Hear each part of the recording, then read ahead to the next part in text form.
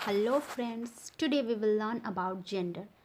Gender क्या होता है? तो जेंडर का डिफाइन है, इट डिनोट्स मेल और फीमेल। तो इसका मतलब क्या हुआ कि ये मेल जाति और फीमेल जाति के बारे में बताता है हमें, ठीक है। जेंडर ऑफ नाउन्स होता है वैसे, यानी कि नाउन का ही जेंडर होता है। जेंडर मतलब लिंग हुआ, मेल पुल्लिंग, फीमेल स्त्रीलिंग। बट हमारे इंग्लिश में 4 प्रकार के लिंग हैं, तो चलिए उसे भी आगे हम लोग देख लेते हैं। लेकिन हिंदी में 2 ही प्रकार के, या तो पुल्लिंग या तो स्त्रीलिंग। तो देखिए, बॉय, गर्ल, मैन, वुमेन इत्यादि। तो ये तो हमारा जेंडर का डिफाइन हुआ, जेंडर का मीनिंग हुआ, ये हमने समझा इंग्लिश और हिंदी दोनों में। अब आगे हम लोग देखेंगे कि ये जो जेंडर का हमारा जो काइंड्स है वो इंग्लिश में 4 टाइप्स के हैं और हिंदी में 2 ही टाइप्स के। तो ये 4 टाइप्स के कौन कौन से हमारे जेंडर है उसे हम लोग आगे देख लेते हैं।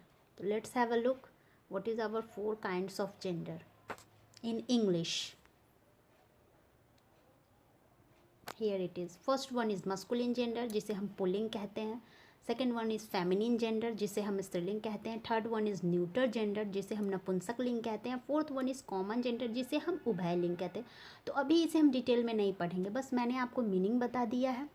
मस्कुलिन में मेल को डिनोट करता है, फेमिनिन जो है वो फीमेल को डिनोट करता है। न्यूट्रल जेंडर जो है वो निर्जीव चीज़ों को डिनोट, यानी नॉन लिविंग थिंग्स को डिनोट करता है। और छोटे छोटे जो हमारे इंसेक्ट हो गए, छोटे छोटे जानवर, पशु पक्षी हो गए, उसे डिनोट करता है। कॉमन जेंडर वो है जिसमें ना ही हमें स्त्री जाति का पता चलता है, ना ही हमें पुरुष जाति का पता चलता है, तो उसे हम लोग कहते हैं। जैसे कि एग्जाम्पल के तौर पर मैं आपको बता दूँ, जैसे मैंने कहा टीचर, पता तो नहीं चल रहा है। डॉक्टर, इंजीनियर, एडवोकेट, इससे नहीं पता चला ना कि वो लेडी है या जेंट्स है।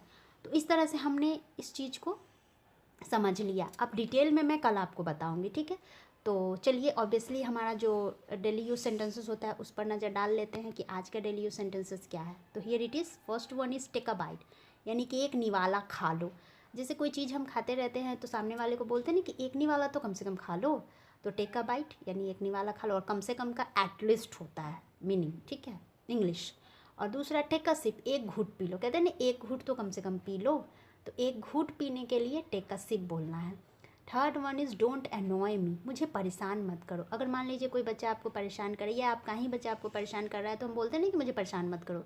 या फिर स्टूडेंट ही बदमाशी करते हैं या परेशान करते रहते, तो उसे भी टीचर डांट के, पहले तो डांट के ही समझाती है ना कि डोंट एनॉय मी, यानी कि मुझे परेशान मत करो, ठीक है। यानी कि जब भी इस तरीके से आपको बोलना हो कि मुझे परेशान मत करो, तो आप इसका इंग्लिश बोलेंगे डोंट एनॉय मी। तो इस तरह से हमने अपना डेली यूज सेंटेंसेस भी अच्छे तरीके से देख लिया, और जेंडर के बारे में भी थोड़ा इंट्रोडक्शन लिया है। समझिए कि आज इंट्रोडक्शन ही क्लास था, मैं ज़्यादा डिटेल में आज आपको नहीं बताई हूँ। ज़्यादा डिटेल में मैं फिर नेक्स्ट वीडियो में आपको रूबरू कराऊंगी। तो thanks for watching my dear friends. If you like the video then please like, share and subscribe my channel if you're new on my channel, and obviously don't forget to comment about this topic. Thanks a lot again.